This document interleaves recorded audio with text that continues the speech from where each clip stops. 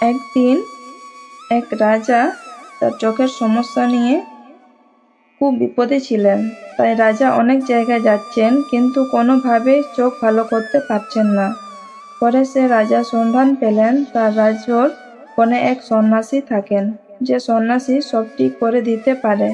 তারপর রাজা গেল সেই সন্ন্যাসীর কাছে, গিয়ে বলল, সন্ন্যাসী, আমার চোখের সমস্যা ঠিক করে দিন।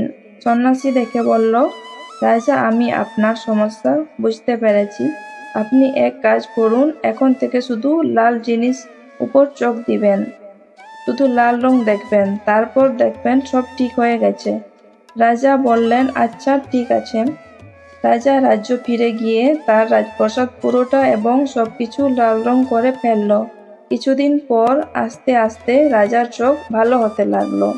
তখন রাজা খুশি হয়ে তার সৈন্যদেরকে বলল, যাও সেই সন্ন্যাসীকে নিয়ে আসো, আমি তাকে পুরস্কৃত করতে চাই। তারপর সন্ন্যাসী যখন আসলেন, তখন সৈন্যরা বালতি ভরে লাল রং দিয়ে তাকে ভিজিয়ে দিল। তারপর সন্ন্যাসী রাজার কাছে গেল। রাজা তাকে জিজ্ঞাসা করল, কেমন আছেন? তখন সন্ন্যাসী বললেন, দেখতেই তো পাচ্ছেন। তিনি রাগান্বিত বললেন, রাজা, আপনি আমাকে এমন লাল রং দিয়ে রঙিন দিতে বললেন কেন? পরে রাজা বললেন, কেন? আপনি তো বলেছেন লাল রং দেখতে। রং না দিলে পরে আপনাকে দেখলে তো আমার চোখের সমস্যা হবে, তাই। তখন সন্ন্যাসী বললেন, রাজা, আপনি তো একটা লাল চশমা পরলেই তো পারতেন। তখন রাজা বললেন, আরে সত্যিই তো। রাজা লজ্জায় পড়ে গেলেন।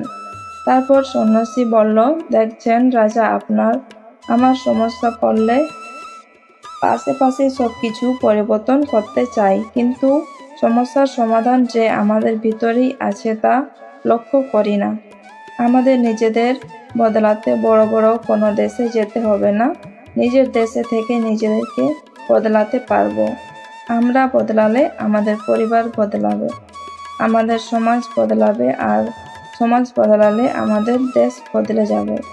গল্পের শিক্ষা, আমরা নিজেদের অনেক সমস্যাগুলো চাইলে নিজের মধ্যে সামান্য পরিবর্তন এনে প্রতিকার করতে পারি।